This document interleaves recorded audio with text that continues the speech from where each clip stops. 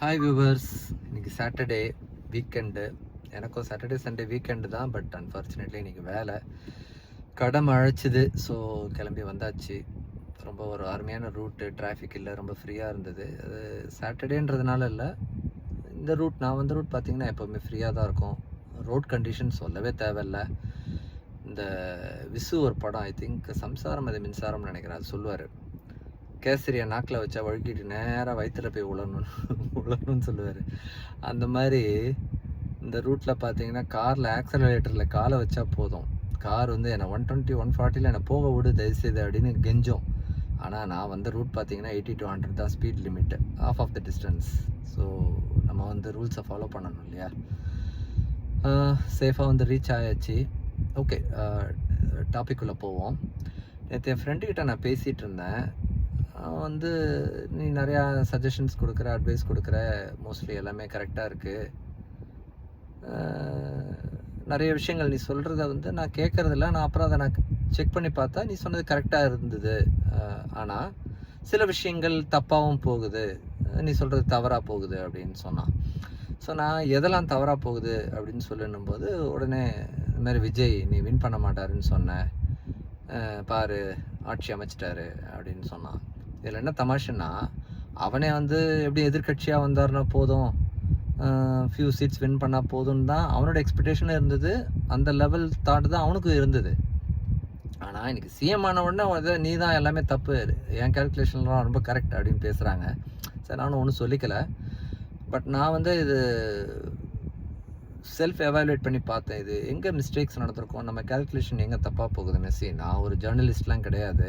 நீங்கள் யூடியூப்பில் பார்த்தீங்கன்னா நிறைய சீனியர் ஜேர்னலிஸ்ட்டு இந்த எலெக்ஷன் ரிசல்ட்டுக்கு அப்புறம் காணாமல் போயிட்டாங்க. ஏன்னா எல்லாருமே அவங்களுடைய கணிப்பு தப்பாக போயிடுச்சு. ஏன்னா எல்லாருமே இதை வந்து ஒரு மேத்தமெட்டிக்கல் கேல்குலேஷனாக தான் எடுத்துக்கிட்டு இருந்தோம்.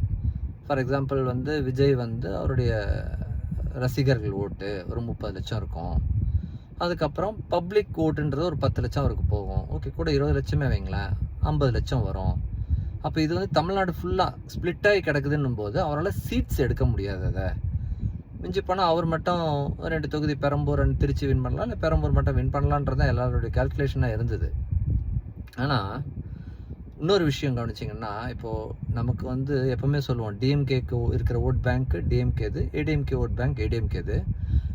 அதாவது விஜய் அரசியலுக்கு வர்றதுக்கு முன்னாடி வரைக்கும் இந்த நடுநிலையாளர்கள்னு இருக்கிறாங்க இல்லையா, அவங்க தான் டிஎம்கேக்கா ஏடிஎம்கேக்கான்னு மாற்றி ஓட்டு போடுறத வச்சு இவங்க 2 பேரும் மாற்றி மாற்றி ஆட்சிக்கு வந்துட்டு இருந்தாங்க. கரெக்டாக?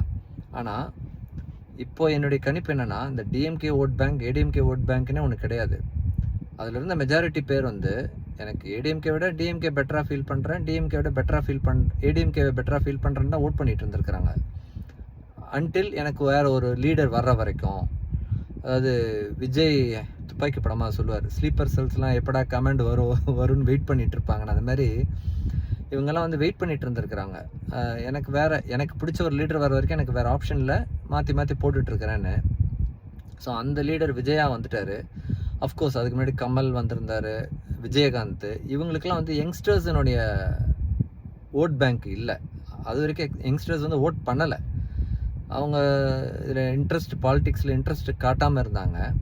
பட் விஜய்க்கு வந்து இந்த டிஎம்கே ஏடிஎம்கே ஓட் பேங்க்லேருந்து பிரிஞ்சு வெளியில் வந்தவங்களும், அதாவது எனக்கு வேணாம், எனக்கு தேவையான லீடர் வந்துருச்சு, எனக்கு பிடிச்ச ஆள் வந்துருச்சுன்னு வந்தவங்களும், இல்லை எனக்கு மாற்றம் கண்டிப்பாக வேணும், அதுக்கு ஒரு ஆள் இப்போ இருக்குது அப்படின்னு வந்தவங்களும், ப்ளஸ் விஜய் ஃபேன்ஸ், அதுதான் வந்து அவரை இந்த உச்சத்துக்கு கொண்டு போய் வச்சுருக்குன்னு நான் நினைக்கிறேன். நீங்கள் என்ன நினைக்கிறீங்க? கமெண்ட் பண்ணுங்கள்.